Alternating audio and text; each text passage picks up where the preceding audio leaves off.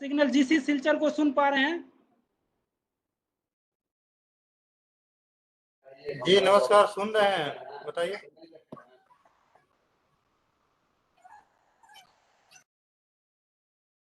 DBS kindly आपका mic बंद कर दीजिए प्लीज।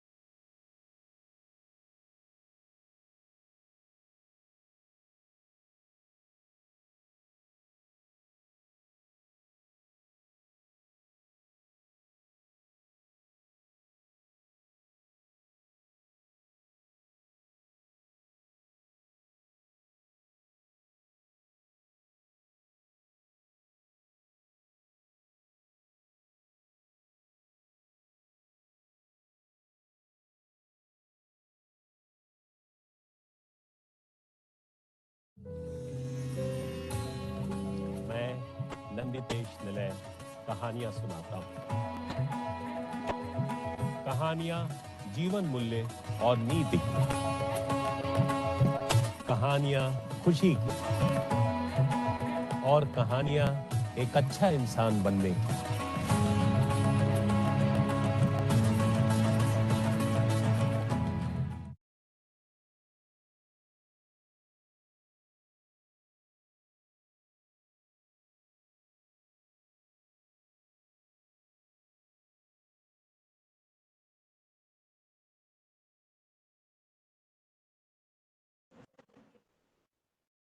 अभिनंदन करता हूं।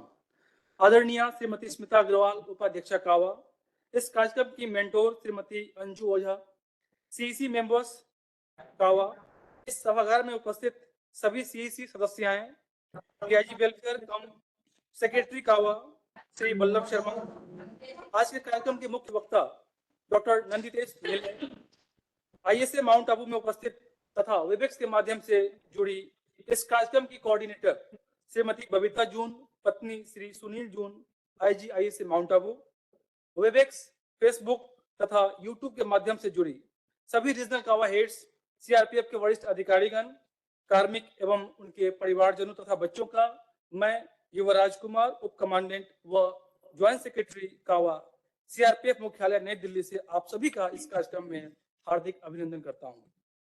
CRPF फैमिली वेलफेयर एसोसिएशन के एनुअल एक्टिविटी कैलेंडर 2022-23 के मई 2023 विषय को परिवार का महत्व तथा पालन पोषण की चुनौतियां, importance of family and challenges of parenting विषय पे व्याख्यान श्रृंखला आयोजित करवाने हेतु चयनित किया गया है। जैसा कि हम सभी जानते हैं कि CRPF के कार्मिकों को अपनी ड्यूटी के निर्वहन के लिए देश के अलग अलग कोनों में जाना पड़ता है, जिसकी वजह से उनके परिवार व बच्चों की देखभाल उनके परिवार की महिलाएं अमूमन अकेले ही करती हैं। महिला कार्मिकों की स्थिति में उनके परिवारजन उनके बच्चों की देखभाल करते हैं। ऐसे परिवार को इस विषय पे अधिक से अधिक जानकारी प्रदान करने तथा परिवार के लिए उनकी जिम्मेदारी तथा उत्तरदायित्व को निभाने में आने वाली चुनौतियों से निपटने के लिए उचित समाधान प्रदान करने के लिए कावा द्वारा आज इस महत्वपूर्ण विषय पे व्याख्यान का आयोजन किया जा रहा है। इस कार्यक्रम का लाइव प्रसारण CRPF यूट्यूब चैनल एवं फेसबुक पे भी किया जा रहा है।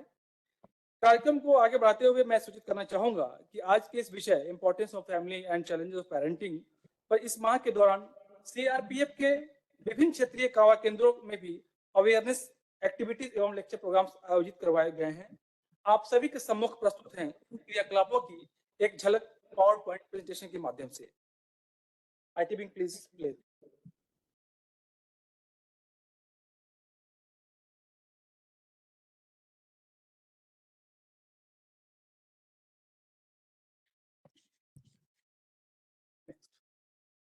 मैं नाम लेना चाहूंगा रीजनल कावा RTC पेरिंगोंग,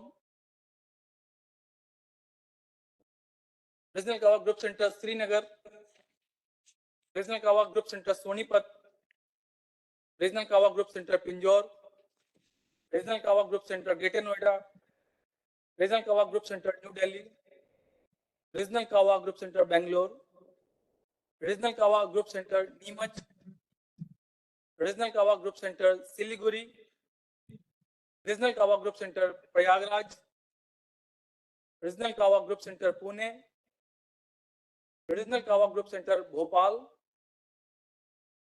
रीजनल कावा ग्रुप सेंटर भुवनेश्वर, रीजनल कावा ग्रुप सेंटर मोकामा घाट, रीजनल कावा ग्रुप सेंटर दुर्गापुर, रीजनल कावा ग्रुप सेंटर संबलपुर, रीजनल कावा CTC-T&IT रांची, रीजनल कावा 83 बटालियन RAF जयपुर, रीजनल कावा 99 बटालियन RAF हैदराबाद, रीजनल कावा 100 बटालियन RAF अहमदाबाद, रीजनल कावा 101 बटालियन RAF प्रयागराज, रीजनल कावा 108 बटालियन RAF मेरठ, रीजनल कावा 3rd signal battalion Kolkata, regional कावा 5th signal battalion Chandigarh. Thank you. So ये कुछ एक्टिविटीज जो हमारे रीजनल कावा सेंटर्स ने कराए थे ये उनके हैं। इसके अलावा भी बाकी भी रीजनल कावा सेंटर ने इस गतिविधि पे एक्टिविटीज कराए हैं, बट उनके फोटोग्राफ्स हमें टाइम से मिल नहीं पाए हैं। तो मैं उन सभी रीजनल कावा सेंटर से अनुरोध करना चाहूंगा कि आप कृपया कर उन एक्टिविटीज के फोटोग्राफ्स हमें भेज दें, और मैं ये भी आग्रह करना चाहूंगा कि अगली बार से आप समय बंद होके आप अपने एक्टिविटीज के फोटोग्राफ्स हमें कावा के मेल ID पे भेज दिया करें, और ये सुनिश्चित भी करें। इस विषय पर ट्रेनिंग डायरेक्टरेट द्वारा व्याख्यान श्रृंखला आयोजित करवाने हेतु ISA माउंट आबू को चयनित किया गया था। अतः ISA माउंट आबू द्वारा आज के व्याख्याता का चयन कर इस कार्यक्रम का आयोजन करवाया जा रहा है। अपने व्यक्तिगत व्यस्तता की वजह से हमारे आज के व्याख्याता माउंट आबू नहीं पहुंच पाए हैं, और वो सीधा उन्होंने CRPF महानिदेशालय में ही हम सबके समक्ष मौजूद हैं तथा यही से वे अपना वक्तव्य हम सभी के लिए प्रस्तुत करेंगे। क्योंकि इस कार्यक्रम की कोऑर्डिनेटर ISA माउंट आबू में उपस्थित हैं, मैं अनुरोध करना चाहूंगा इस कार्यक्रम की कोऑर्डिनेटर श्रीमती बबीता जून, पत्नी श्री सुनील जून, IGISA माउंट आबू से, कि वे मुख्य वक्ता डॉक्टर नंदितेश निलय का संक्षिप्त परिचय इस वेबिनार से जुड़े सभी सदस्यों एवं कार्मिकों से करवाएं। Over to ISA Mount Abu, Shrimati Babita जून। धन्यवाद युवराज। आदरणीय श्रीमती स्मिता अग्रवाल, उपाध्यक्ष काबा, सीईसी की माननीय सदस्यगण, विभिन्न आरसीडब्ल्यूए की अध्यक्षाएं व सम्मानित परिवारजन, मैं बबीता जून, अध्यक्षा आरसीडब्ल्यूए आईएसए माउंट आबू, आप सभी का स्वागत एवं अभिनंदन करती हूं।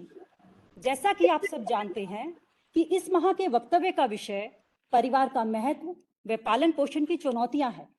परिवार सामाजिक व्यवस्था का महत्वपूर्ण आधार स्तंभ है, जिसका व्यक्ति के जीवन में प्राथमिक महत्व है। परिवार सामाजिक संगठन की एक सार्वभौमिक एवं सार्वकालिक निर्माणक इकाई है। परिवार के द्वारा ही सामाजिक संबंधों का निर्माण होता है। हालांकि वर्तमान परिवेश में एकल परिवारों की संख्या तेजी से बढ़ रही है। जहां संयुक्त परिवारों में बच्चों को दादा दादी व घर के अन्य सदस्यों का प्यार और देखभाल का लाभ मिलता था, वहीं एकल परिवारों में यदि माता पिता दोनों कार्यरत हैं तो बच्चे खुद को अकेला या फिर घर के कामगारों पर निर्भर पाते हैं। ऐसे में उनका सही पालन पोषण चुनौती भरा है। अगर हम बात करें सीआरपीएफ के परिवारों की, तो देखा जाता है कि पिता अधिकतर समय दूर दराज इलाकों में तैनात रहते हैं और बहुत कम समय परिवार या बच्चों को दे पाते हैं। तब बच्चों के सही पालन पोषण की जिम्मेदारी परिवार के बड़ों या उनकी माताओं पर आ जाती है, जो आज के बदलते सामाजिक परिवेश में किसी चुनौती से कम नहीं है। आज इस विषय पर विस्तार से वक्तव्य देने के लिए हमारे बीच उपस्थित हैं डॉक्टर नंदितेश निले। डॉक्टर नंदितेश निले 2 विषयों में पीएचडी, मानव मूल्यों के अधिवक्ता, नेतृत्व और जीवन कौशल प्रशिक्षक, लेखक, स्तंभकार, वक्ता, कवि और एक कहानीकार हैं। वह लगातार 3 वर्षों तक Indian society for training and development के डिप्लोमा बोर्ड के अध्यक्ष भी रहे हैं। उन्होंने हार्वर्ड विश्वविद्यालय से न्याय विषय में पढ़ाई की है और सिविल सेवकों के बीच नैतिकता, मूल्यों और नैतिक निर्णय लेने की प्रक्रिया में आईआईटी दिल्ली से पीएचडी की है। वह सार्क देशों, सिविल सेवा अकादमी, राष्ट्रीय सुशासन केंद्र, संघ लोक सेवा आयोग, केंद्रीय जांच ब्यूरो, भारतीय प्रतिस्पर्धा आयोग, जवाहरलाल नेहरू विश्वविद्यालय, आईआईटी दिल्ली, दिल्ली विश्वविद्यालय, आंतरिक सुरक्षा अकादमी, भारतीय सचिव प्रशिक्षण और प्रबंधन, एनसीबी, एचआईपीए, आईएसटीडी, एनसीयूआई, एनसीसीटी, एफएसएसएआई, विभिन्न मंत्रालयों और कॉरपोरेट्स आदि के विशेषज्ञ सलाहकार रहे हैं। उनकी किताबें बीइंग गुड, आए इंसान बने एवं एथिकोस, खुशी की खोज करने वाली कहानियों की सराहना की जाती है।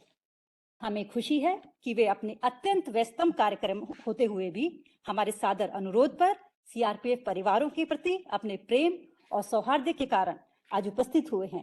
इसके लिए आपको कोटि कोटि धन्यवाद। अब आपसे अनुरोध है कि आज के विषय पर अपना अमूल्य वक्तव्य दें। धन्यवाद। Over to directorate. Thank you ma'am. तो अब मैं इस सभागार में मौजूद डॉक्टर नंदितेश निलय, की नोट स्पीकर से अनुरोध करना चाहूंगा कि वे आज के इस महत्वपूर्ण विषय पे अपने विचार तथा सुझाव से हम सभी का मार्गदर्शन करने का श्रम करें। साथ ही मैं सारे श्रोताओं से भी आग्रह करूंगा कि जब तक हमारे स्पीकर का व्याख्यान चल रहा है, इस बीच हम कोई क्वेश्चन नहीं करेंगे।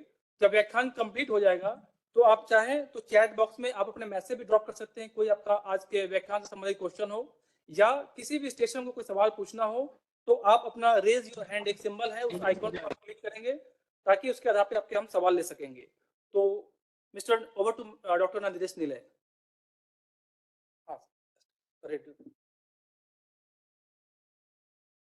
तो पहले आप सभी को नमस्ते। माउंट आबू से मैडम जून ने जिस तरह से हमारा परिचय दिया, आभारी हूं मैं इसका। और सुनील साहब को भी मेरी ओर से नमस्ते, और मैडम साहब आप सभी लोगों को मेरी ओर से नमस्ते। सीआरपीएफ मेरे लिए अब कुछ ऐसा रह गया है जैसे परिवार ही होता है। तो यहाँ पे आना, मैंने पूरी कोशिश की कि मैं माउंट आबू पहुंच पाऊं, लेकिन ऐसा संभव नहीं हुआ। लेकिन परिवार तो परिवार होता है, उसने रास्ता निकाल लिया। उसने कहा कि आप दिल्ली से ही बोलिए, लेकिन आप ही बोलिए। मैं कहाँ से अपनी बात शुरू करूं? मैं हमेशा से ये मानता हूं कि आखिर इंसान परिवार में आया क्यों? जब परिवार तनाव का कारण बन गया, परिवार परेशानी का कारण बन गया, बहुत सारी चीजें परिवार में पैदा हो गई। मैं अपनी बात की शुरुआत अहमद फराज साहब के एक शेर से करना चाहता हूं कि बारिश से दोस्ती अच्छी नहीं फराज, बारिश से दोस्ती अच्छी नहीं फराज, कच्चा तेरा मकान है कुछ तो ख्याल कर। हमने तो दोस्ती बारिश से कर ली, शादी हो गई, बच्चे हो गए, माँ बाप भी हैं, लेकिन मकान तो कच्चा रहा। अब इस मकान की कहीं ट्रेनिंग तो हुई नहीं, कहीं प्रशिक्षण तो हुआ नहीं। हमें कहा गया कि लड़का बीटेक है, लड़की बीटेक है, एमटेक है, ये है वो है, और ये बड़े बड़े ओहदे हैं। चलो जी, अब लड़का भी तैयार है और लड़की भी तैयार है, हो गई शादी। बीच में ओहदे बढ़ते गए, कारवां बढ़ता गया, बच्चे आ गए, फिर छोटी छोटी बातें परेशान कर बैठी और दुनिया का सबसे बुनियादी प्रश्न खड़ा हो गया कि मेरा बच्चा मुझे सुनता क्यों नहीं, और अगर सुनता है तो समझता क्यों नहीं और अगर सुनता और समझता दोनों है तो अभिव्यक्त क्यों नहीं करता, और अगर ये सब कुछ है तो मैं क्यों नहीं समझ पाता।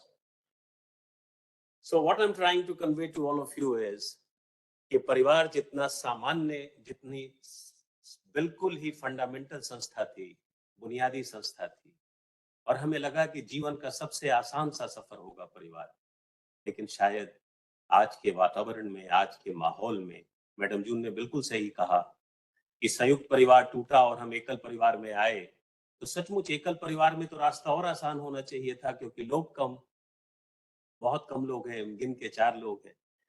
लेकिन एकल परिवार ही मानो कितना कठिन परिवार हो गया। वो तो बहुत ही अच्छा था कि वो जो 6 लोग थे, 10 लोग थे, 15 लोग थे, और तो और गाय भैंस भी थे, सब कुछ था, लेकिन जीवन चल जाता। अब थोड़ा कठिन हो। तो मैं अपनी बातों को यहां से शुरू करना चाहता हूं कि हम याद उन्हीं को करते हैं जिनसे बिछड़ते हैं, और बिछड़ते उन्हीं से हैं जिनसे मिलते हैं। आप सोच के देखिए, यू थिंक ऑन दैट। आपको वियोग उसी के लिए होगा जिससे आपका योग होगा, जिससे आप जुड़ेंगे, अपने भाग्य से जुड़े, अपने कर्म से जुड़े, अपने रक्त के संबंध से जुड़े। आप जिससे भी जुड़ेंगे बिछड़ेंगे फिर उसी से, और जब बिछड़ेंगे तब आपको बहुत अफसोस होगा। अगर वो शख्स जिंदा है तो अफसोस ये होगा कि मुझे ऐसा काम करना नहीं चाहिए था कि मैं बिछड़ गया। और अगर वो शख्स आपके जीवन में नहीं है तो सिर्फ अफसोस ही अफसोस है। हमने देखा है उन माँ बाप को कि जब बच्चे पढ़ने चले जाते हैं तो उन पिता को भी सुना है और माँ को भी, अरे निलय सर, हमें अपने बच्चे को डांटना नहीं चाहिए था सर, अरे अब तो वो दूर चला गया सर, वो पढ़ने चला गया, लड़की दूर चली गई सर। और सिर्फ माँ बाप को अफसोस ही तो होता है, और होता क्या। अब बताइए, ये भी अफसोस का ही कारण था। हमारी टाई के सामने ये बोतल आ रही थी, सही समय पे ये योग हुआ और वियोग हुआ, है ना, लेकिन इतने प्यार से हुआ कि सामने ही है, दूर नहीं है।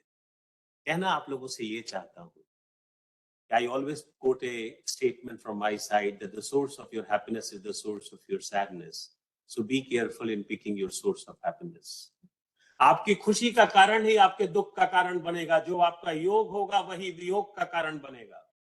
जिनसे आप मिलेंगे उन्हीं से आप बिछड़ेंगे। तो जहां से आपको सुख आएगा वहीं से आपको दुख। तो परिवार इसीलिए तो ढूंढता है आदमी।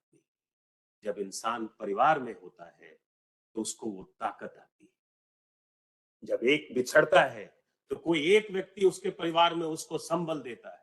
वो माँ है, बाप है, भाई है, बहन है, आपके चाचा है, चाची है, ताऊ है, दादा दादी, नाना नानी, सब आपको परिवार में वो मजबूती, वो आधार देते हैं।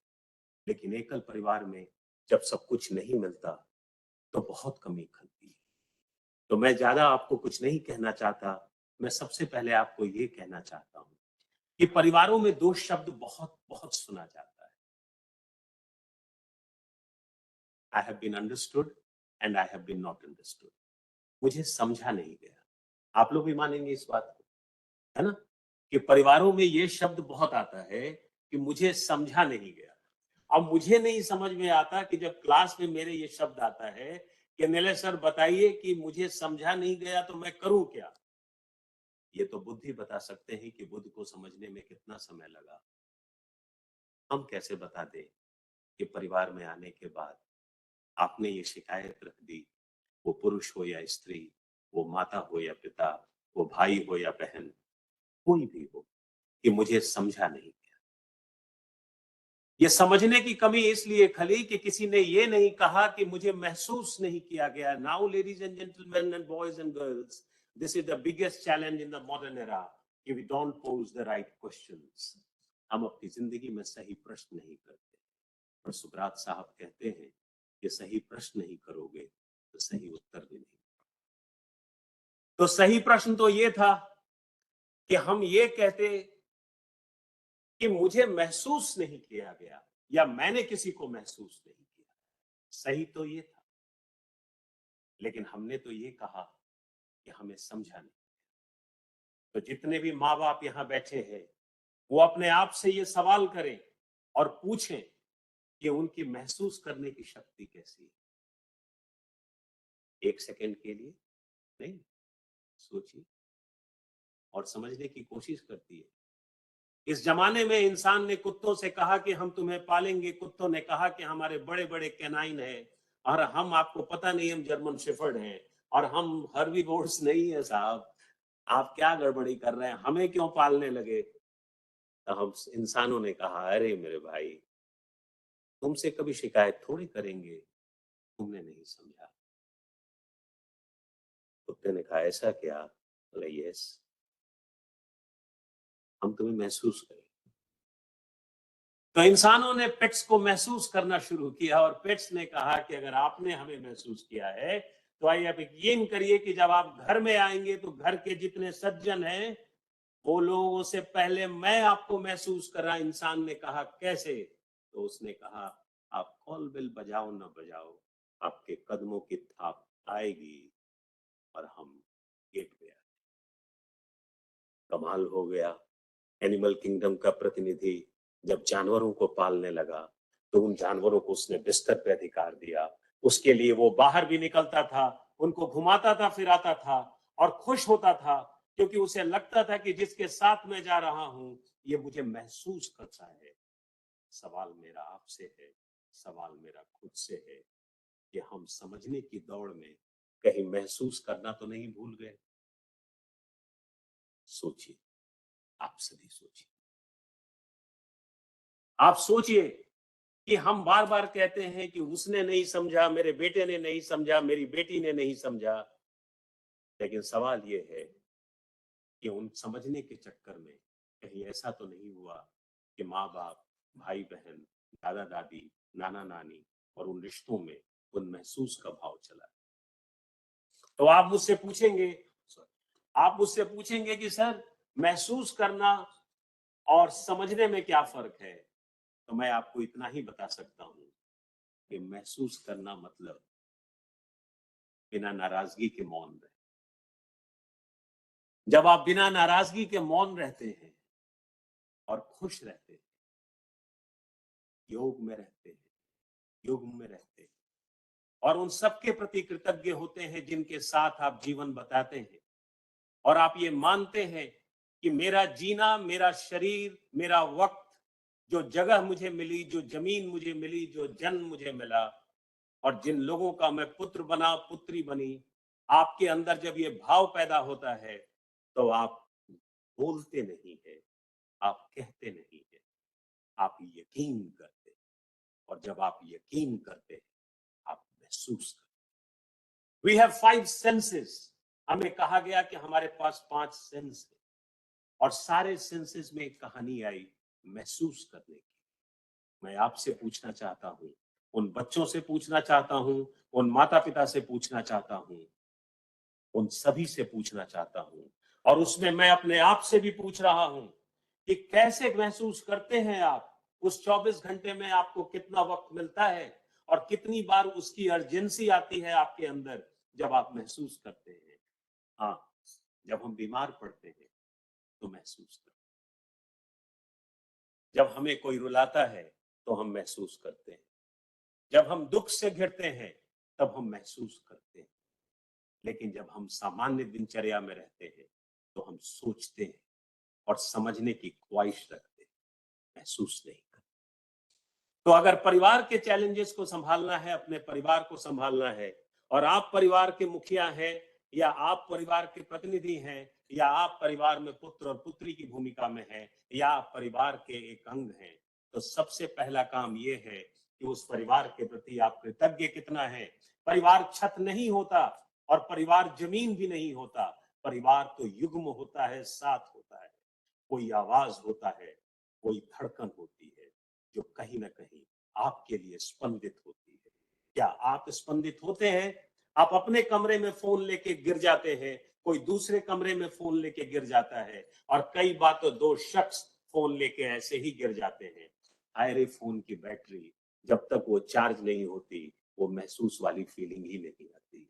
इंस्टाग्राम पे क्या महसूस करना हुआ, और क्या कू पे हुआ, क्या ट्विटर पे हुआ, क्या फेसबुक पे हुआ, क्या व्हाट्सएप पे हुआ, महसूस तो ऐसा हुआ कि खुदा को भी दूसरी जगह मिल गई। सबसे पहले स्क्रीन फोन का देखा गया, फोन से पूछा गया, कैसे हो भाई, चार्ज हो या डिस्चार्ज हो। और अगर वो चार्ज है तो मन खुश हुआ, वो डिस्चार्ज है मन उदास हुआ। बगल वाले ने कहा, कभी हमारा भी हालचाल ले लिया करो, जब देखो तब फोन ही पे टूट पड़ते हो। लेकिन इसी तरह तो हम बन गए। हमने प्रोडक्ट में महसूस करना सीखा, हमने वस्तु को महसूस करना सीखा, और व्यक्ति को समझना सीखा। तो जहां जहां समझने की बारी आई, महसूस करने के कॉस्ट पे आई, वहां पे द्वंद्व हुआ, कॉन्फ्लिक्ट हुआ, विवाद हुआ। क्योंकि जब बिना महसूस करके दो व्यक्ति आपस में भिड़ते हैं तो उस वहां पर सिर्फ आर्गुमेंट्स होते हैं और तर्क होते हैं। आज के परिवारों में देखिए, कौन आपकी बात सुनता है? अगर कोई सुनता है तो दूसरे को लगता है कि सुनाता है, और अगर कोई सुनता है तो वो इसलिए सुनता है कि आप चुप हो जाइए, क्योंकि वो आपको कुछ कहना चाहता है। सबके इतने अधिकार फैल गए हैं कि सभी को ऐसा लगता है कि उसके हिस्से की बात वो बोल नहीं पाया, वो उसी समय सुनाएगा, वो उसी समय गिराएगा, वो उसी समय आपको पछाड़ेगा।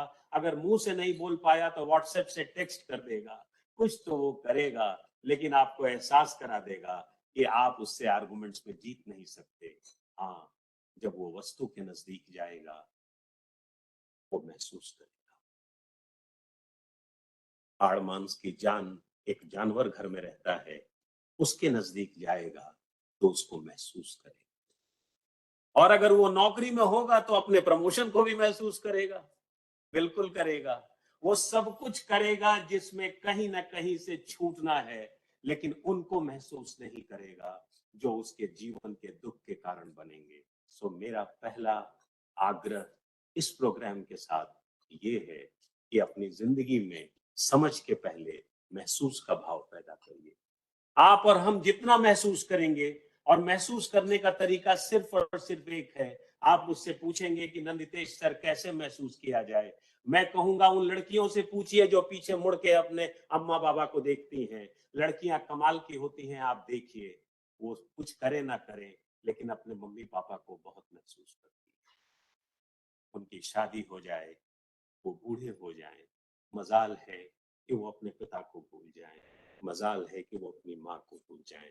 वो उनका हर कतरा कतरा किया हुआ अपने अंदर धसा के रखती है और उसको महसूस करती है। जो लड़के हैं, उनकी भी ये जिम्मेदारी है कि वो अपने माता पिता का कतरा कतरा महसूस करें।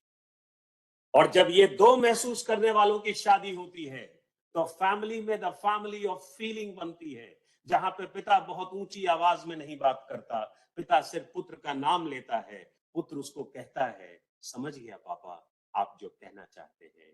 बिटिया एक आवाज में समझती है। ना घर में किसी की ऊंची आवाज होती है, ना शोरगुल होता है, ना हल्ला गुल्ला होता है, ना ये ख्वाहिश और ये रंजिश होती है कि मुझे समझा नहीं गया। कहीं ना कहीं say that unspoken feeling travel so well.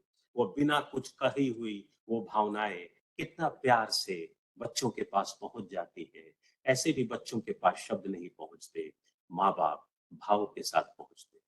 लेकिन इस जमाने का खेल देखिए, जमाना कहता है कि आप बच्चों के पास तभी पहुंच सकते हैं जब आप प्रोडक्ट का सहारा लो। अगर पिता ने कहा कि मैंने तुम्हें बहुत प्यार किया, बच्चे ने कहा बताओ कैसे, कैसे बताइए। अब ये कैसे वाला प्रश्न कठिन हो गया। अब पिताजी ने लंबी लिस्ट निकाली कि हमने तो ये किया, हमने तो वो किया। यस यस यस, यही तो बच्चा चाहता था कि आप ऐसे ही आर्गुमेंट करिए और करते जाइए करते जाइए करते जाइए करते जाइए। उस बच्चे ने एक बात उसमें से निकाल दी, आपने तो ये नहीं किया पापा। पापा ने कहा मैं ये करूंगा, तुम्हारे लिए करूंगा। और इस तरह लिस्ट बनती गई, वस्तुओं पर व्यक्ति हावी होते गए। एप्पल का दुकान खुला तो लंबी लंबी लाइन लग गई। जहां 10% डिस्काउंट मिला तो लोगों के अंदर जीत का भाव आया। वस्तु ने व्यक्ति की जगह ली, व्यक्ति ने वस्तु की जगह ली। लुई फिलिप्स यहाँ पे लगा तो मानो सर पे क्राउन आ गया। दुनिया बदल गई।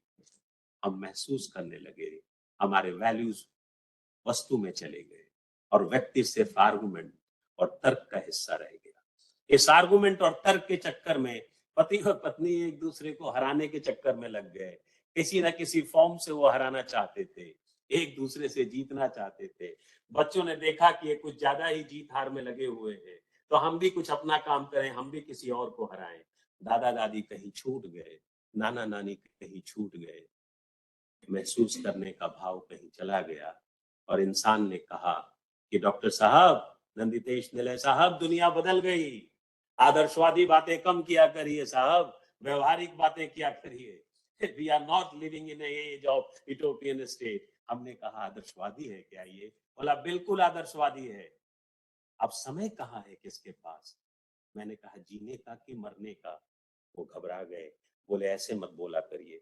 हमने कहा क्या बोला आपने? अब समय कहाँ है किसके पास? समय है आपके पास यूट्यूब पे रहने का, आपके पास समय है व्हाट्सएप 2 बजे चेक करने का, आपके पास समय है अपने फोन को स्क्रीन सेवर के साथ संभाल के रखने का। आप कहिए कि आपके पास भाव नहीं है पिता से ये पूछने का कि पानी पिएंगे पापा? ये भाव नहीं है, नहीं। आप मानिए कि अंदर से कुछ हुआ है, आप मानिए यहां कॉम्प्रोमाइज हुआ है, आप मानिए यहां पर हारे हैं, आप मानिए इसको ठक ठक करिए और आपको कुछ नजर नहीं आएगा। पिता और माँ सिर्फ विरासत नजर आएंगे, और वो विरासत या तो शिकायतों में होगी या वो विरासत उन जमीनों और जायदादों में होगी, और बिल का इसके अलावा और पिता और माँ की कोई बहुत बड़ी भूमिका नजर नहीं आएगी। कारण उपभोक्तावाद के युग में हमने अगर कुछ खोया तो अपने महसूस करने की शक्ति जबरदस्त खोया। हमने तो माना कि दुनिया का मतलब ये है, ये जो है यही सत्य है। वो इंसान को एक गलतफहमी हो भी जाती है कि उसके शरीर के अंदर कुछ परमानेंट है, कुछ है परमानेंट। वो उसी को बचाने के चक्कर में रहता है, लेकिन उसे पता है कि ये 10 सेकंड के लिए ये नाक और मुंह बंद होगा तो जीवन कितने आसानी से समाप्त हो जाएगा। पर वो ये नहीं महसूस करना चाहता, वो नहीं चाहता। वो तो दबदबा और हुकूमत में आगे बढ़ता जा रहा है। वो कहाँ किसी की सुनता है और समझता है। लड़कियों से सीखिए कि अपने अम्मा को, अपने बाबा को कैसे संभालती, अपने पिता और माँ को कैसे संभालती, सीखिए। ये बहुत जरूरी है सीखना उन सभी पुरुषों के लिए, क्योंकि 60%, 70% जगह पे पुरुष हैं। अगर उनके अंदर वो महसूस करने का भाव आएगा तो वो ड्यूटी के प्रति, अपने कार्य के प्रति, अपने परिवार के प्रति भी वो महसूस करने का भाव आएगा। और मैं उन लड़कियों से कहना चाहता हूँ, उन लेडीज से कहना चाहता हूँ कि महसूस करने वाला घर का मुखिया कमजोर नहीं होता, बहुत मजबूत। क्योंकि जो अपने पिता को महसूस करेगा, माँ को महसूस करेगा, इन लॉज को महसूस करेगा, वो अपनी पत्नी को भी महसूस करेगा, अपने बच्चों को भी महसूस करेगा। अगर उसके अंदर महसूस करने की शक्ति नहीं है तो महसूस करना कोई डिस्काउंट में तो आता नहीं है ना, कि 100% में 25% डिस्काउंट हो गया तो 75% महसूस होगा। हम फला को महसूस करेंगे और फला को महसूस नहीं करेंगे। ऐसे तो हमने दुनिया देखी नहीं कभी। आपने घर में कुत्ता पाला और मैं आपके घर आया और आपने कहा कुत्ते को, हे मैन, नहीं बेटा, नो, हमारे नीले सर है, नो, अब वो समझ गया, अब नीले सर से तो उसकी जान पहचान तो कुछ हुई नहीं, लेकिन मास्टर की आवाज और उसका दिल धड़क गया। उसने कहा मास्टर ने कह दिया। नो कम्युनिकेशन गैप, याद रखिएगा, अम्मा बाबा से कम्युनिकेशन गैप होता है, माँ बाप से कम्युनिकेशन गैप होता है, इन लॉ से कम्युनिकेशन गैप होता है, पर इंसान और पेट में कम्युनिकेशन गैप नहीं होता, क्योंकि बाकी जगह आर्गुमेंट्स होते हैं, विचारों का आदान प्रदान होता है, और यहाँ पे सिर्फ भाव होता है। तो अगर भाव में आप मिलते हैं तो उस योग में वियोग जो होगा, वो योग वियोग आपको कुछ करा के जाएगा। आप उससे बिछड़ेंगे, आप बिछड़ेंगे उससे, और आपको उस बिछड़ने का दुख, बिछड़ने का दर्द आपको उस व्यक्ति से, उस भाव से और जोड़ा रखे। तो आप सभी से मेरा निवेदन ये है कि अपनी जिंदगी में वैल्यू ऑफ फीलिंग पैदा करिए, उस फीलिंग को पैदा करिए जो फीलिंग वस्तु से आजाद होकर व्यक्ति की ओर जाए। आप मुझे बताइए, लॉकडाउन में इस देश में कितने गरीब निकले? इस देश में अमीर घरों के बच्चों ने पहली बार गरीब लोगों को देखा। ये दुखद नहीं था? ये दुखद तो था। हमारे बच्चे अमेरिका में, कोलोराडो में कहीं भी जाके करोड़ों रुपए कमाएं, और सिर्फ माता और पिता को पैसे, विरासत, वीजा, बर्गर और कुछ ऑर्नामेंट्स और कुछ सर्टिफिकेट्स इसी में याद रखें, तो ये कहीं ना कहीं से कुछ ठीक नहीं है। आप ध्यान रखिएगा, अपना भी, उनका भी, और ये शिकायत मत करिएगा कि I have been not understood. Those guys who feel well are bound to be understood. जो सही महसूस करते हैं वो विचारों की सही शक्ति के साथ पहुंचते भी हैं। तो आप मुझसे पूछेंगे, सर फिर ये क्या शिकायत है कि I have been not understood, मैं समझा नहीं गया? जो व्यक्ति कहता है कि मैं समझा नहीं गया, वो कहना ये चाहता है कि विचारों के स्तर पर मैं एक्सेप्ट नहीं हुआ। वो कहना का मीनिंग ये होना चाहिए, लेकिन कहीं ना कहीं वो भावनाओं को ही व्यक्त करता है कि भावनाओं के लेवल पर मैं एक्सेप्ट नहीं किया गया। इसलिए जब समझने की बात करिए तो आप वैचारिक शक्ति की बात करिए, आप सही और गलत के फर्क की बात करिए, राइट और रॉन्ग और नॉट राइट और नॉट रॉन्ग के फर्क की बात करिए, लेकिन उसके पहले अपने पिता को समझिए, अपनी माँ को समझिए, पत्नी अपने पति को समझे, पति अपने पत्नी को समझे, और बच्चे अपने माँ बाप को तो समझे ही, और इस शर्त से ना समझे कि मेरे माँ बाप मुझे जितना समझेंगे और महसूस करेंगे, मैं भी उतना ही समझूंगा और महसूस करूंगा। अगर शर्त रखा, फीलिंग नॉन नेगोशिएबल होता है, फीलिंग में कोई शर्त नहीं रखी जाती। आपने देखा जिंदगी में कि एक प्रेम, एक भक्ति इंसान को कितना बदल देता है। लालच और भय से इंसान मोमेंटरी बदलता है, प्रेम और भक्ति में वो कितना बदल जाता है। हमें लगता है कि कोई व्यक्ति मुझसे आगे निकल रहा है, हमें लगता है हम रेस में पीछे छूट गए, हम किसी की प्रशंसा नहीं करते, किसी को अप्रिशिएट नहीं करते, जीवन हमारा एनवी में निकल जाता है, बातें यहीं पर आके रुक जाती है। हम क्रिटिकल तो होते हैं, हम ये तो बताते हैं कि क्या नहीं हुआ, पर इतनी हिम्मत नहीं होती घर के मेंबर्स में जो सामने वाले व्यक्ति को कह सके कि तुमने हमारे लिए क्या किया और हम कितने ग्रेटफुल हैं तुम्हारे लिए। और वो व्यक्ति जब समाज में आता है तो वो व्यक्ति भी ग्रेटफुल होता है, लेकिन चूंकि एक खालीपन लिए सभी लोग हैं, तो कहीं ना कहीं उन्हें किसी की प्रशंसा करने में, अप्रिशिएट करने में, ग्रेटफुल होने में थोड़ी परेशानी होती है। आप बताइए कि जिस समाज में हम ग्रेटफुल नहीं हो, प्रशंसा न करें, एक दूसरे को उत्साहित ना करें, तो हमारी इस महसूस करने की शक्ति तो कम होगी। फिर मुल्क कैसे बनेगा, ये देश कैसे बनेगा, फिर राष्ट्र की अवधारणा कैसे होगी? क्योंकि राष्ट्र की अवधारणा समाज की अवधारणा पे टिकी है, और समाज की अवधारणा परिवार की अवधारणा पे टिकी है, और परिवार की अवधारणा उस व्यक्ति की अवधारणा पे टिकी है जो मानता है कि मेरे अंदर ही ईश्वर है। उस ईश्वर से मैं अपने कर्मों के बल पे मिलूंगा।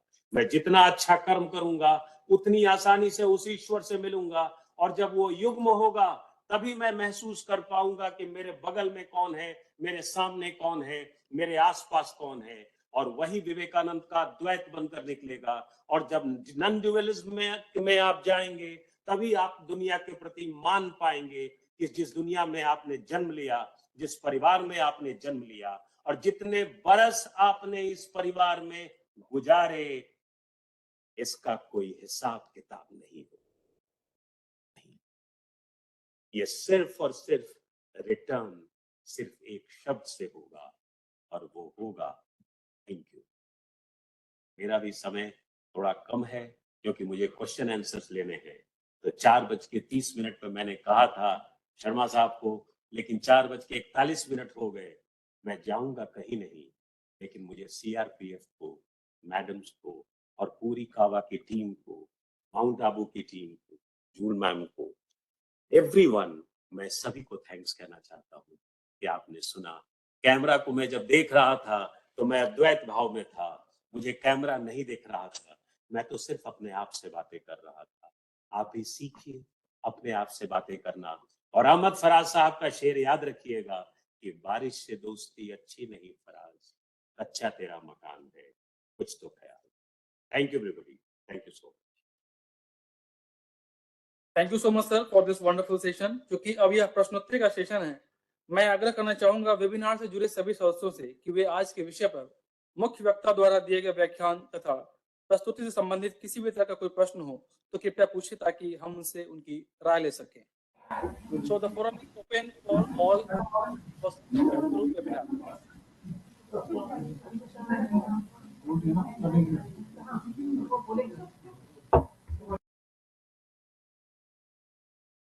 इससे पहले कोई उधर से सवाल आए, मेरे पास कुछ मैसेज के थ्रू प्रश्न आए हैं, लेकिन आपकी जो लास्ट पंक्ति है मैं वहीं से शुरू करता हूँ कि द्वैत और अद्वैत।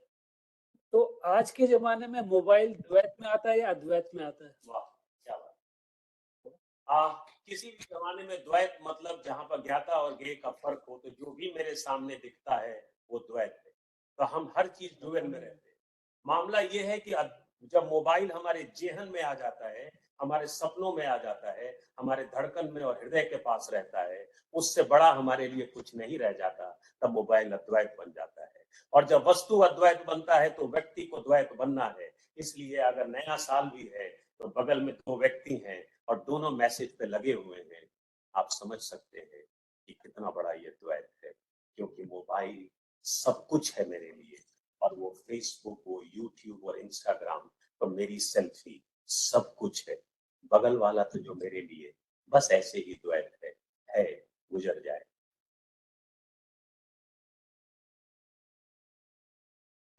One question from my side.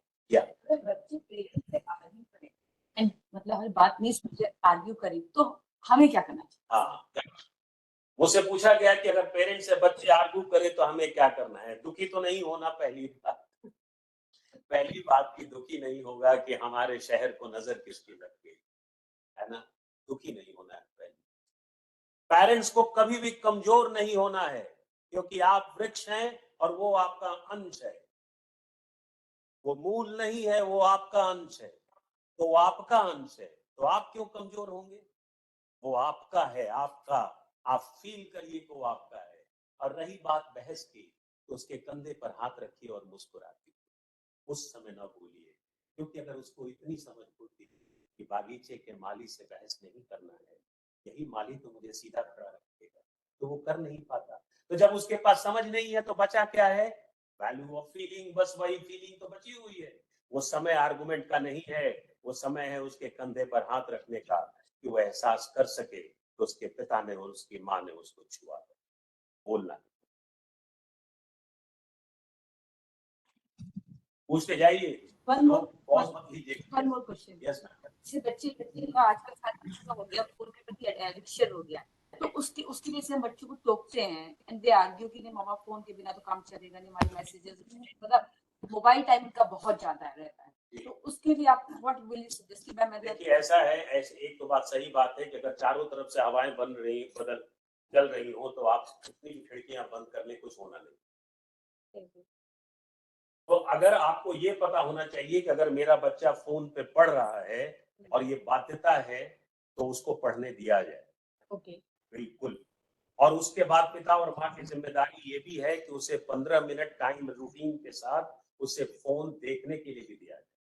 ये भी जरूरी है। छीना न जाए। जो चीज छीनी जाती है वो फिर हासिल की जाती है, ये सबसे बड़ा प्रॉब्लम। तो अगर माँ बाप अपनी शक्ति के बल पर फोन छीनेंगे तो कल वो बच्चा इसे हासिल कर ले और दिशा गलत। लेकिन ये तो हो सकता है कि माँ बाप एक रूटीन बना दे कि तुम्हारे लिए मैं 3 बार 15-15 मिनट का रूटीन देता हूँ, इसके बाद बेटा तुम्हारे आंखों के लिए ठीक, बस रेस्ट। एक क्वेश्चन मेरा भी है निलेश। और पूछना सामने से। Okay, sorry ma'am. हाँ जी, नीले कई बहुत बार देखा गया कि हमारे जैसे 2 बच्चे हैं, हम तो दोनों को एक ही भाव से माँ बाप पालते हैं, बड़ा करते हैं, एक ही जैसा प्रेम दोनों को देते हैं, लेकिन बाद में फिर बहुत बार ये होता है, अरे बड़े वाला तो बहुत अच्छा है, छोटे वाला नालायक निकल गया, तो ऐसा क्यों? कृष्ण ने सिर्फ अर्जुन को क्यों चुना? कृष्ण तो सबके साथ थे, सभी उनके साथ थे, लेकिन ऐसा क्या हुआ कि अर्जुन ऐसा धनुर्धर को गांडीव रखना पड़ा, और जब गांडीव रखना पड़ा तो उसने मास्टर को कहा कि हे master, now I am ready to listen to you. किसने गांडीव रखा उन दोनों बच्चों में? किसने अपनी योग्यता का गांडीव रखा माता पिता को महसूस करने के लिए? किसने ये माना कि मन पर रंग रंगने के लिए आपको मन को सबसे पहले सफेद रंग में रंगना होता है, तो वो सफेद रंग सबसे पाक साफ रंग है। उन दोनों बच्चों में से किसने वो कृतज्ञता को धंसा ली अंदर कि बच्चा पैदा करना और बच्चे को बड़ा करना ही सब कुछ नहीं है, मेरे माता पिता ने तो मेरे को नाम दे दिया और मैं कृतज्ञ हूं, बस इतने का ही कृतज्ञ। और इस कृतज्ञता को दोनों में से किसी एक ने पकड़ लिया, किसी एक किताब छूट गया, तो उसके हिस्से कृष्ण आए। कृष्ण मतलब चेतना, कृष्ण मतलब ज्ञान, कृष्ण मतलब कॉन्शियसनेस, आपके अंदर वो जगह, अलग जगह। कृष्ण उस लड़के के हिस्से आए, कृष्ण उस बेटी के हिस्से आए। माता पिता तो सिर्फ विरासत बन के आए, माता पिता और कुछ बन के नहीं आए। इसलिए जीवन महाभारत है, और उस कुरुक्षेत्र का वो जो 40 मिनट है वो सब कुछ बताता है कि किसके हिस्से में कृष्ण जाएंगे। तो किसी परिवार में पैदा लेने से कुछ भी नहीं होगा, और अपने माँ बाप को पाने से भी कुछ भी नहीं होगा। आपने माँ बाप को कितना डीपली महसूस किया, ये आपकी शक्ति है। इसके लिए स्कूल और कॉलेज जाने की जरूरत नहीं है। मैम यहीं पे कुछ छूट गया, किसी ने किसी को पा लिया और किसी से कोई छूट।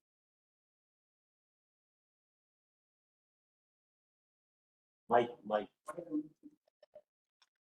मेरा क्वेश्चन ये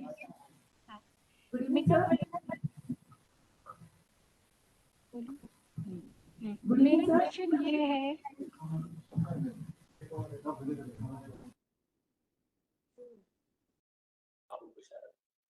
कौन पूछे? मैं पूछूं? मेरा क्वेश्चन ये था कि जैसे कई बार होता है बच्चे छोटे होते हैं, आजकल जैसे माएँ क्या कर रही हैं कि बच्चों को फ़ोन दे दिया, खाना खिलाते समय फ़ोन दे दिया, हम वो चीज़ देख रहे हैं। जैसे हमारे बच्चे बड़े हो गए हैं, हम उस एक्सपीरियंस को समझ सकते हैं कि इसका क्या ड्रॉबैक आ सकता, हम उनको समझाना भी चाहते हैं, लेकिन कई बार लोग उसको, आप वो चीज़ बोल रहे हो उनसे कि हाँ ये चीज़ ऐसे है, लेकिन वो उसको दूसरे वे में ले लेते हैं।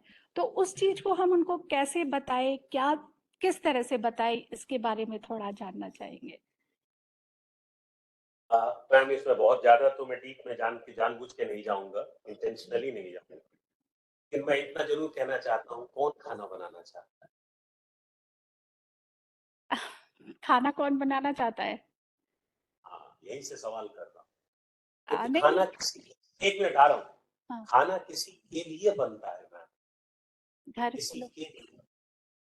तो जब खाना किसी के लिए बनता है तो खाना किसी को परोसा जाता है, और जब खाना किसी को परोसा जाता है तो कहीं ना कहीं से बीच का जो माध्यम है उसकी उपस्थिति गौण हो जाती है। आधुनिक भारत में दिक्कत ये हुई कि पुरुष और स्त्री दोनों ने काम किया और दोनों के पास समय नहीं था। दोनों ने परिवार की शक्ति तो ली, परिवार तो लिया, पर समय नहीं था कि खाना किसके लिए बने। लेकिन खाना बना। अब जब खाना बना तो खाना आपसे वो ग्रेटिट्यूड फील करता है कि मेरे अंदर इतना पेशेंस होना चाहिए कि मैं 1 घंटे में 1 बाउल अपने बच्चे को खिला सकूं। 1 घंटे में 1 बाउल।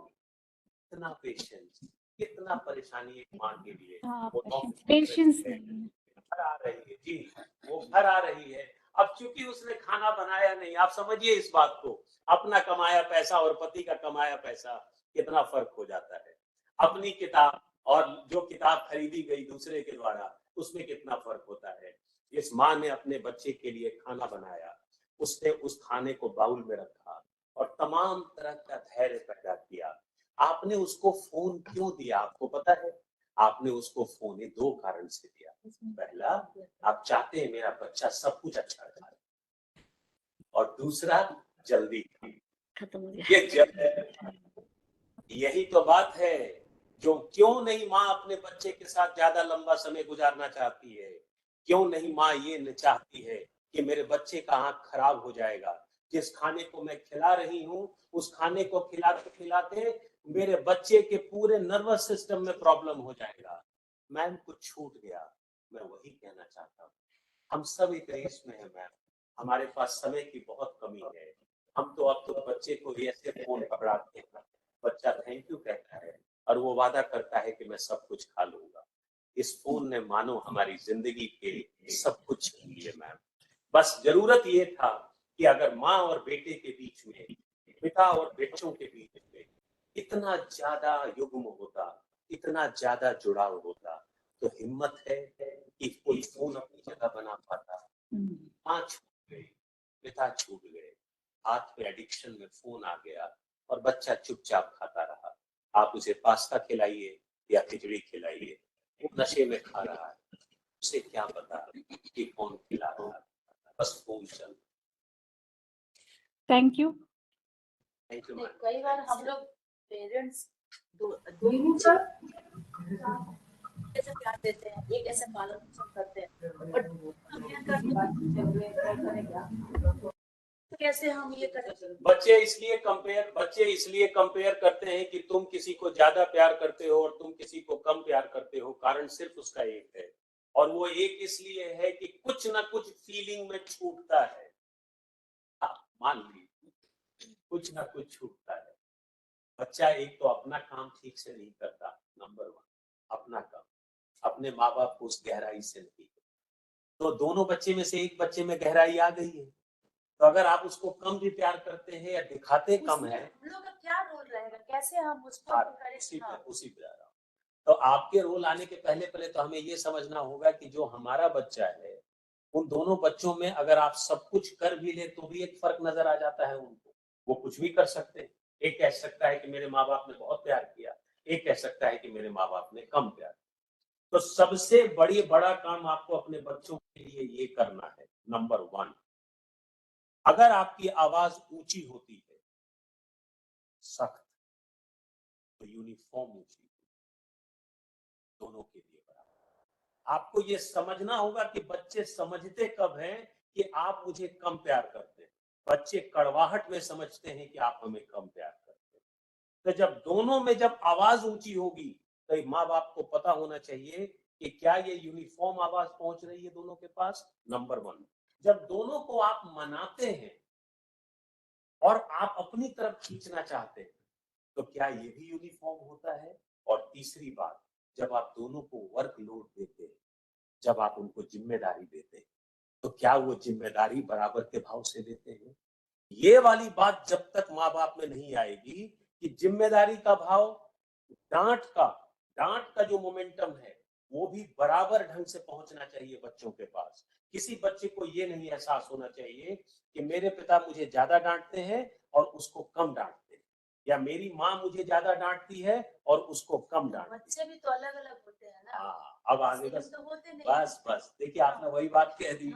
तो जब बच्चे अलग है, बस अब यही बात है, बहुत अच्छे। तो जब बच्चे अलग होते हैं, ये बच्चे जाने, good evening sir, this is Srinagar से। बच्चे अलग होते हैं, ये बच्चे जाने, लेकिन माँ बाप कहाँ अलग? माँ बाप तो जानते हैं कि वो क्या जान रहे हैं। माँ बाप अपना काम करें, यूनिफॉर्म काम करें, उनको कोई रिग्रेट ना हो, उनको कोई पश्चाताप ना हो कि मैंने अपने बच्चों में कभी भी कोई कमी की, कोई भेदभाव किया। बाकी बच्चों की समझ पे छोड़ो, बच्चों के भाव पे छोड़ो। लेकिन अगर माँ बाप के मन में एक अंश भी रिग्रेट है, ये ठीक, ये नहीं। Hello, good evening sir. Good evening ma'am. GC Srinagar से असिस्टेंट कमांडेंट लोकेश। सर मेरा प्रश्न ये है कि बच्चों को जब हम समझाते हैं तो वो मतलब उन पे असर उस तरीके से नहीं होता जैसा हम चाहते हैं कि बच्चे पे असर हो, लेकिन बच्चे आर्ग्यू भी नहीं करेंगे लेकिन असर नहीं होता है, उस बात का इफेक्ट नहीं होता है। तो क्या किया जाए कि कैसे उनके पास इन्फ्लुएंस डाला जाए कि बच्चे जो है हमारी बात को भी समझे। बहादुर शाह जफर का एक शेर है, जरा पहले शेर सुना दूं आपको कि जाने वजीब बात है मगर वाकया है ये, जाने वजीब बात है मगर वाकया है ये, दिल्ली पहुंच के लोग वतन से बिछड़ गए।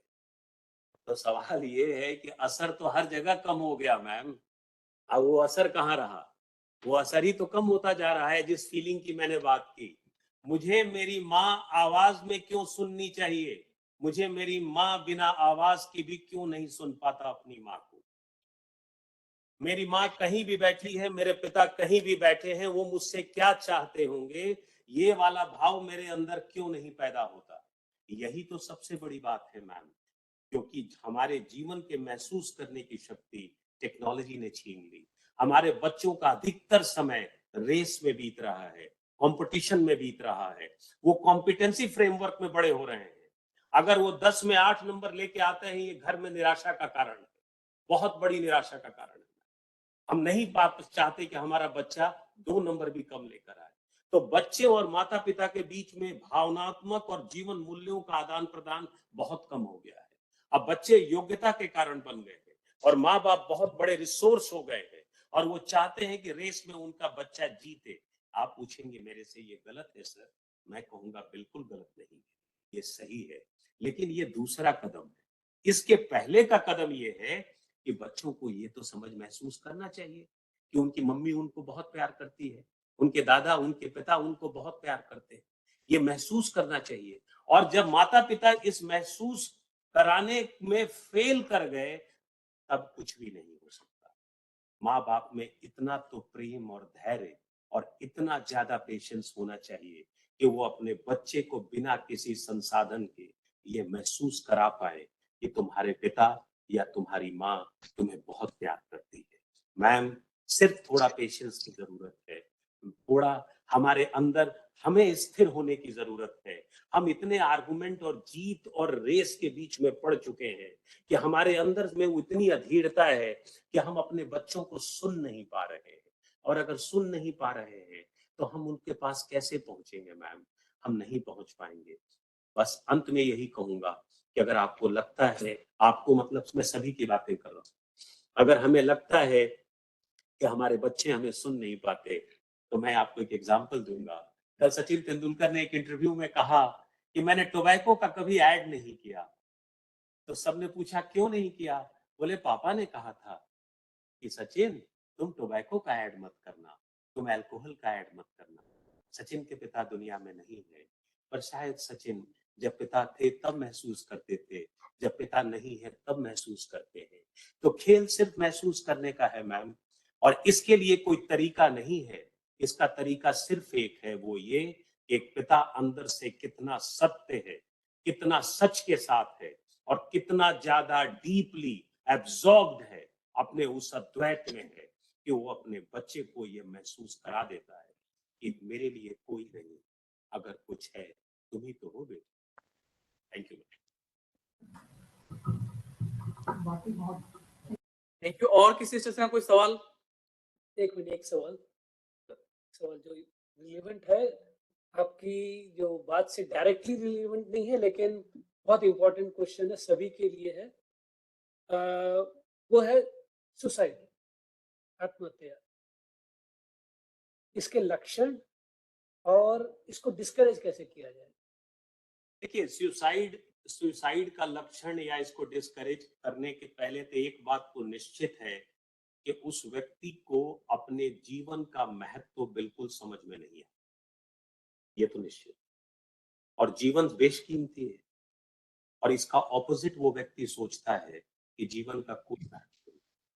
मतलब ये है कि हमारे पास सबसे बड़ा काम लक्षण आने के पहले माता पिता का ये सबसे बड़ा काम होना चाहिए कि मेरा बच्चा जिंदा रहे, मेरा बच्चा स्वस्थ रहे और उसके जीवन का ही मेरे जीवन में सबसे बड़ा महत्व है।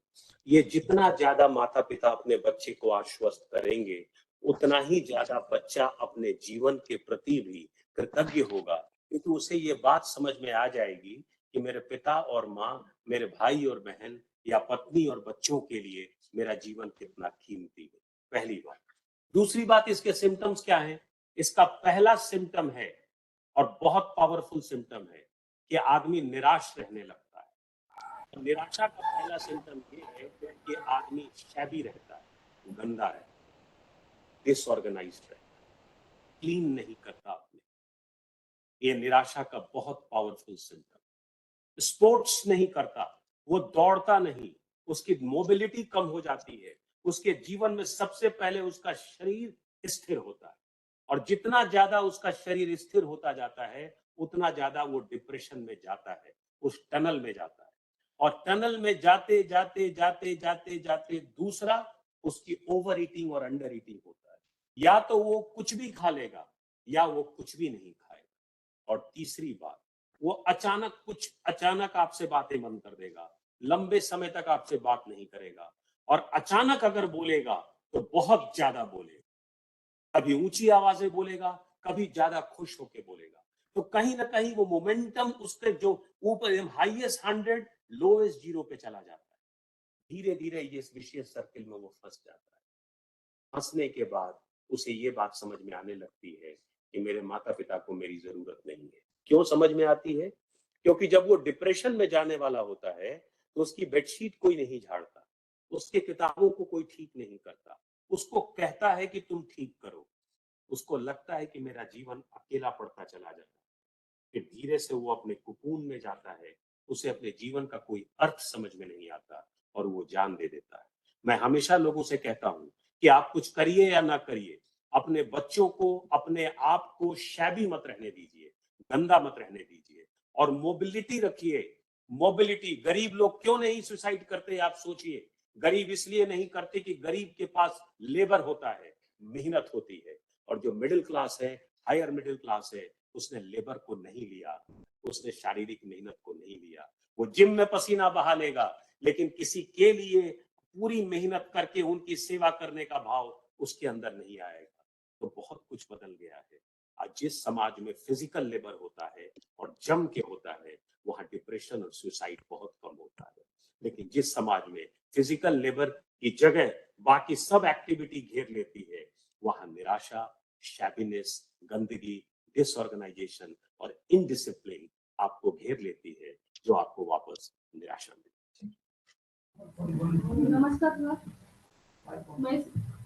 नमस्कार सर, मैं सीनियर एजुकेशन से हूँ। मेरा एक क्वेश्चन है कि बच्चे ज्यादा मोबाइल देखते हैं तो उनको नियंत्रित कैसे करें? आवाज आई? हेलो हेलो, हाँ सर, मेरा एक क्वेश्चन है कि जब बच्चे ज्यादा मोबाइल देखते हैं तो उनको कंट्रोल कैसे करें? बच्चे ज्यादा मोबाइल देखते हैं कैसे कंट्रोल? बस हम लोग ना देखें। हम उनके सामने नहीं देखते, फिर भी वो उनको नहीं, वो ठीक है, वो ठीक है। मैं तो ऑन द लाइटर नोट मैंने कहा, लेकिन एक बात तो मैं पक्की बात बता दूं कि माँ बाप मोबाइल ना देखें तो आप बोलेंगे सर ये सजा है। भुगते सजा, हम सब भुगतेंगे सजा। ये बिल्कुल भुगतना चाहिए हम सबको। हम सब मोबाइल ना के बराबर देखें कि बच्चों को पिता पढ़ता नजर आए, अखबार पढ़ता नजर आए, माँ और पिता कुछ करते घर में नजर आए, अच्छे विषयों पर बातचीत करते ना आए, और सबसे बड़ी बात, पिता और माँ के पास कुछ कहानियां हो, कुछ कहने को तो कुछ हो। आप जानती हैं मैम कि अगर बच्चा आपके पास बैठ जाए और आपके हाथ से मोबाइल ले लिया जाए और बच्चे के हाथ से ले लिया जाए और घड़ी को टिक टिक चलाया जाए कि अब 1 घंटे कोई बात नहीं करेगा, आपसे कहा जाएगा कि बात करिए आप बच्चे से, सजा हो जाएगी। क्या करेंगे 1 घंटे बाद? बच्चा बोलेगा आपसे, बोलो मम्मी। बोले हाँ बेटा बोलो। तो क्या बोले? कुछ भी बोलो मम्मी, नीला सर ने सिखाया है, मोटिवेट करो, बोलो, तुम ही मेरे लिए गूगल हो मम्मी, चलो गूगल करता हूँ। और बच्चे ने ऐसे ही झूठ मूठ का गूगल किया और उसने कहा मम्मी मैं निराश हूँ मम्मी, मुझे मोटिवेट करो मम्मी। करो ना मम्मी, करो।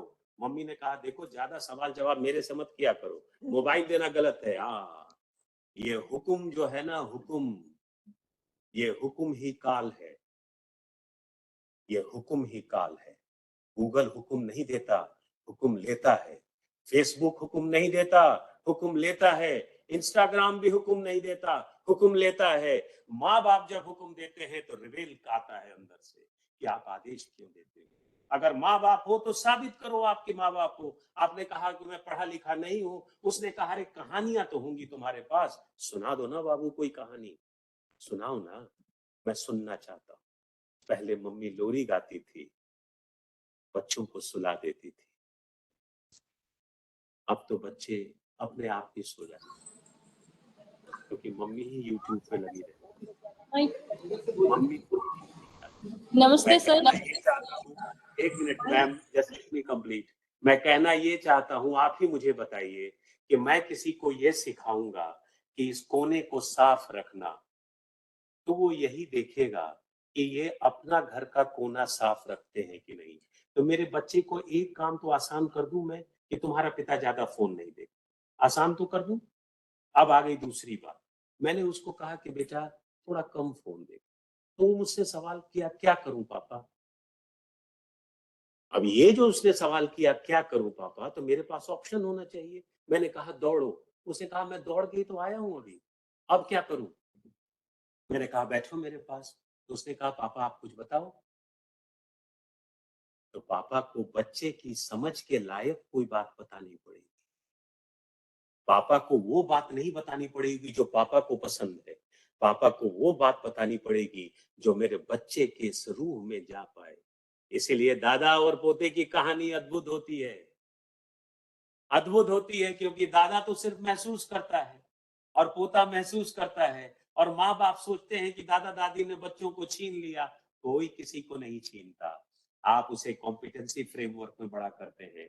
और दादा तो सिर्फ इतना पूछते हैं कैसे हैं बाबू, ठीक हो, खुश हो, इतना ही तो पूछते हैं दादा दादी, और दादा दादी के लिए वो सब कुछ हो जाता है। कहना ये है कि हम जितना भाव के साथ बच्चों से जुड़ेंगे, हम फोन को नहीं रोक सकते मैम, इसलिए मैं इस प्रश्न पर ज्यादा उलझ नहीं रहा।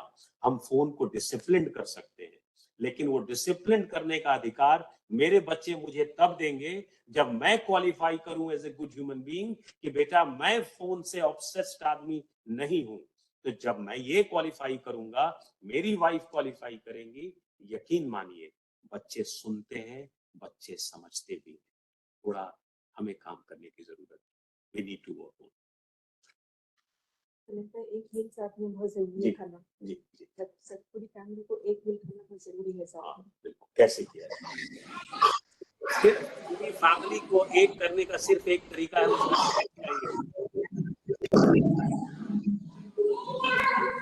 नमस्कार सर। मैम एक सवाल का जवाब दे रहा हूँ, फिर मैं आपका सवाल ले लेता हूँ।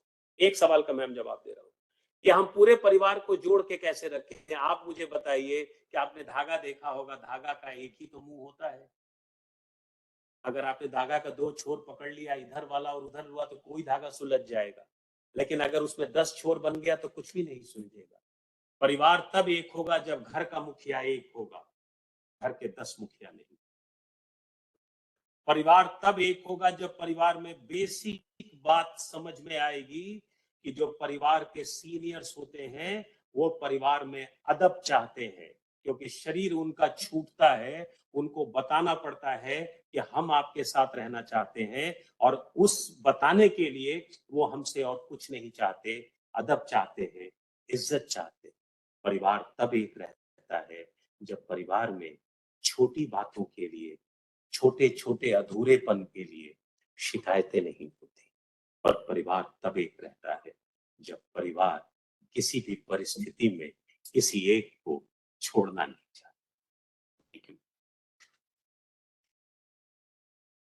एक आखिरी सवाल 201 कोबरा।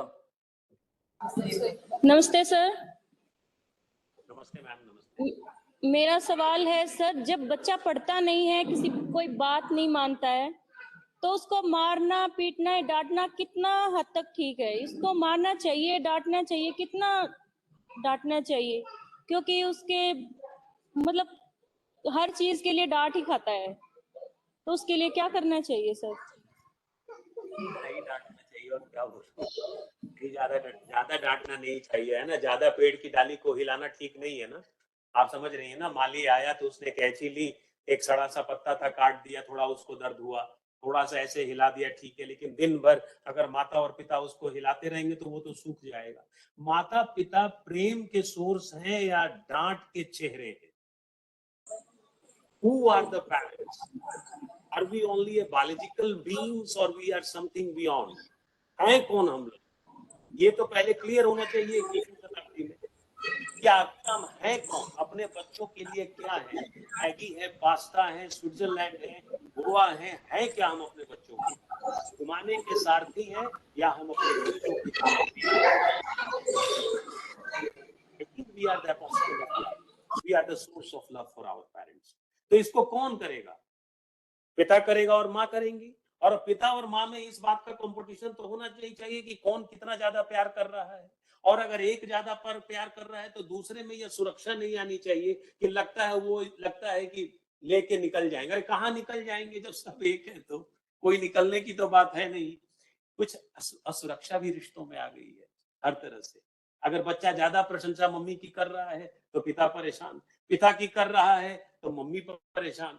इसलिए पहली बात यह है कि डांटना कम से कम चाहिए, मारना तो बहुत दूर की बात है। लेकिन प्यार ऐसा करना चाहिए कि वो पढ़ सके। तो कैसे पढ़ेगा? इसका तरीका सिर्फ एक है कि आप पढ़ाने नहीं आता तो आप उसके पास बैठिए जरूर जब वो पढ़ रहा है। उसके टेबल को झाड़ दीजिए, उसके किताबों को ठीक करिए, कुछ उसके इर्द गिर्द रहिए, उसको यकीन दिलाइए कि जब वो पढ़ता है या पढ़ती है तो आप खुश हो जाते हैं। और जब आप खुश हो जाते हैं तो आप अपना फोन रख लेते हैं और उसके पास आसपास आके बैठ जाते हैं या आप भी कुछ पढ़ने लगते हैं। उसे कितना यकीन होगा कि मैंने जो कर्म किया मेरे मम्मी पापा ने कितना पसंद किया उसको। आप उसको यकीन दिलाइए कि हम तुम्हें बहुत प्यार करते हैं और तुम्हें पढ़ता हुआ देख खुश हो जाते हैं। जितना आप इसको यकीन दिलाएंगे, आप कहेंगे सर अगर वो बहुत गलती करे तो मारेंगे। मुझे लगता है कि फाइनल पनिशमेंट का कॉल पेरेंट्स को लेना चाहिए। इस पर मैं कुछ भी नहीं बोलूंगा, लेकिन मैं इतना जरूर कहूंगा कि जिस बच्चों के माँ बाप प्रेम के स्रोत हैं और वो प्रेम KFC, pizza, burger, phone, movies, laptop से कुछ अलग है, अगर बच्चों में ये फर्क बच्चों को समझ में आ रहा है, महसूस हो रहा है, क्यों नहीं बच्चे पढ़ेंगे? आप मुझे बताइए, एक ठेले वाले ने बेटी को क्या कहा होगा कि उसकी बेटी जज बन गई? एक रिक्शे वाले ने बेटे को क्या कहा होगा कि बेटा उसका कलेक्टर बन गया? हमें तो सोचना चाहिए इस बात को कि गरीबों के बच्चे कलेक्टर और इंजीनियर और डॉक्टर और जज क्यों बन रहे हैं। ये सारी समस्या अमीरों के बच्चों में क्यों आई है? इसलिए आई है कि गरीब अपने बच्चों को जब कुछ कहते हैं तो प्रेम के ही स्रोत में कुछ कहते हैं। वो सपना देखते हैं, वो ज्यादा कुछ कह नहीं पाते। और अमीर उसको कंपीटिंग एक मॉडल बनाना चाहते हैं, हर कदम पे उसको जिताना चाहते हैं, इसलिए दिन भर डांटते रहते हैं।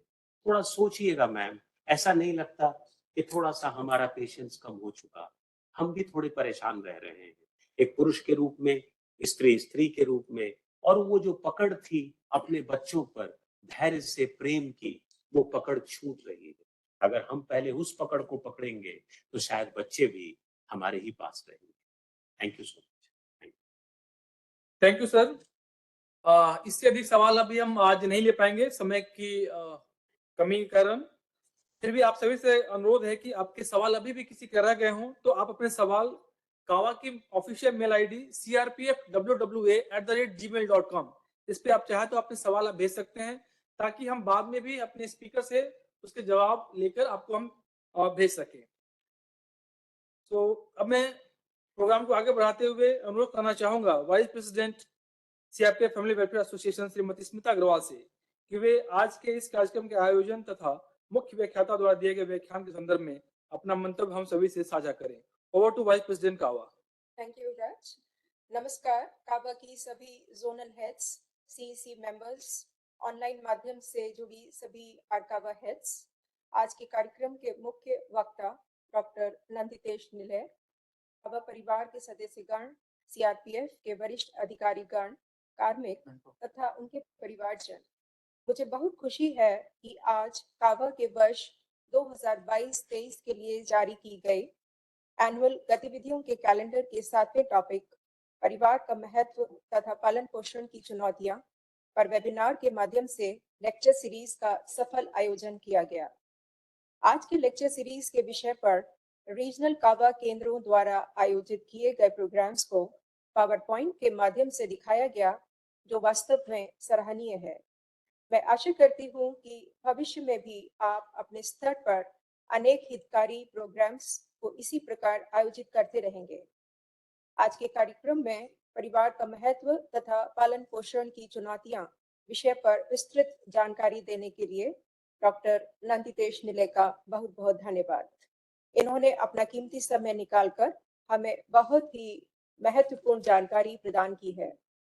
मुझे उम्मीद है कि इनके व्याख्यान से आप सभी लाभान्वित हुए होंगे।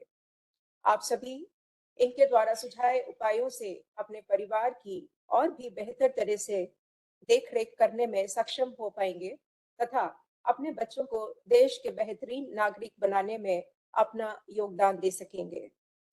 मैं आज के कार्यक्रम की मेंटर श्रीमती अंजू ओझा तथा कोऑर्डिनेटर श्रीमती बबीता जून का विशेष आभार व्यक्त करना चाहूंगी, जिनके प्रयास से ऐसा ज्ञानवर्धक कार्यक्रम संपन्न हो सका।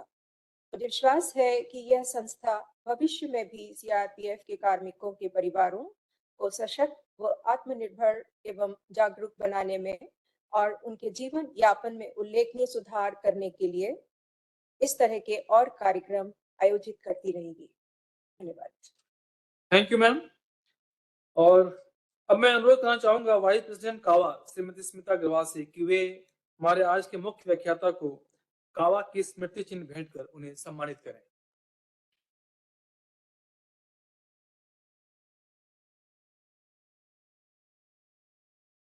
साथ ही मैं और भी सीसी मेंबर से आग्रह करूंगा कि वो भी साथ में आए।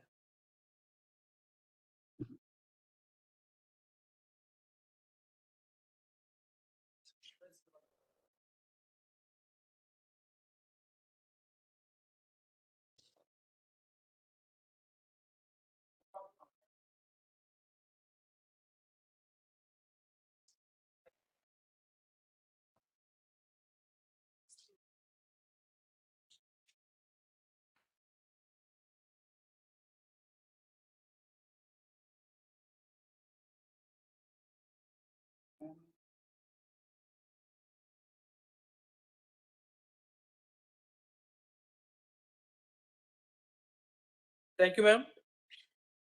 और कभी आग्रह की प्लीज अपने स्थान में। और अब मैं आग्रह करना चाहूंगा डीआईजी वेलफेयर कम सेक्रेटरी कावा श्री बल्लभ चंद्र शर्मा से कि वे महानिदेशालय की तरफ से आज के मुख्य व्याख्याता को सीआरपीएफ के मेमेंटो देकर उन्हें सम्मानित करें।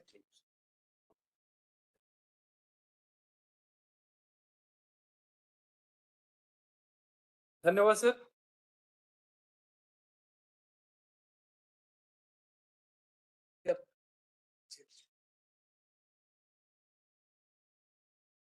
धन्यवाद।